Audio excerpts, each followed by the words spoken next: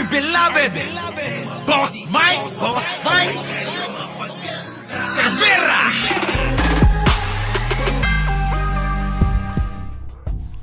Pinalaga ni Davao City Representative Paulo Pulong Duterte ang inilabas ni Ramon Tulfo na umano'y destabilization list na tinawag niyang kasinungalingan mula sa isang laos na journalist. This guy must be really proud of his imagination. It's the only thing working harder than his sense of journalism. Banat ni Duterte sa kanyang social media post.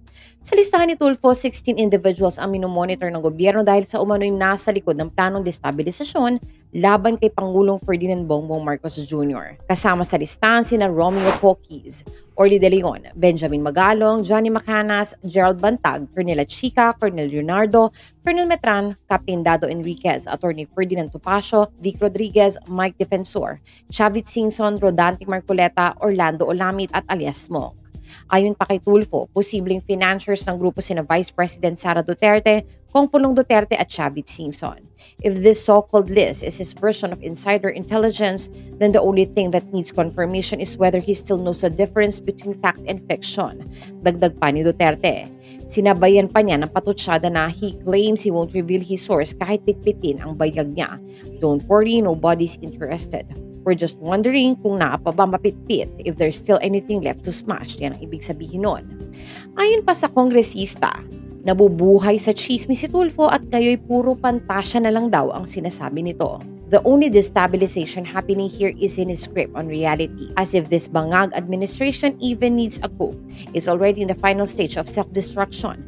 Malaki siguro tinatanggap nito kay bangag at kahit ano-ano na lang ang lumalabas sa bibig niya. Laos na nga, sinungaling pa. Matalim pambanat ni Duterte. Ayon sa kongresista, nakarating umano sa kanya ang impormasyon na nagnanais si Tulfo na maitalagang special envoy to China, posisyong dating hawak ng veteranong mamamahayag sa panahon ni dating Pangulong Rodrigo Duterte.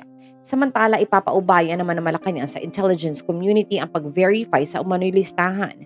Sa press briefing sa palasyo, sinabi ni Presidential Communications Office Undersecretary Palace Press Officer Claire Castro na kung may basihan man ang mga pangalan, hindi raw ito tutulugan ng Pangulo. It is being monitored and validated by the AFP's intelligence community. Hindi naman po ibig sabihin na nasa social media ay agad na dapat paniwalaan, paliwanag pa ni Castro. Dagdag pa niya, isa umano sa mga lumutang na pangalan ang lumapit pa kay AFP Chief General Romeo Browner at hinikayat itong bawiin ng suporta sa Administrasyong Marcos. Kailangan pong maimbestigahan ito ng mas malalim. Maaaring freedom of expression ang sinasabi nila pero kailangan nating tingnan kung parte na ito ng destabilization, ayon pa sa opisyal. Mauna pa rin ang usap-usapang destabilisasyon laban sa Administrasyong Marcos. Isang listahan ng lumutang ng umano'y mga nasa likod nito, kabilang daw si Vice President Sara Duterte, pero agad yang pinabulaanan ng Vice Presidente.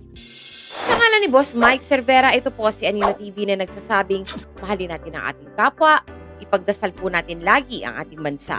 Magandang umaga, magandang hapon at magandang gabi. Saan man dako ng mundo naroon kayo at syempre, magandang buhay na rin para sa ating lahat. Maraming salamat po. Our beloved Boss Mike Cervera.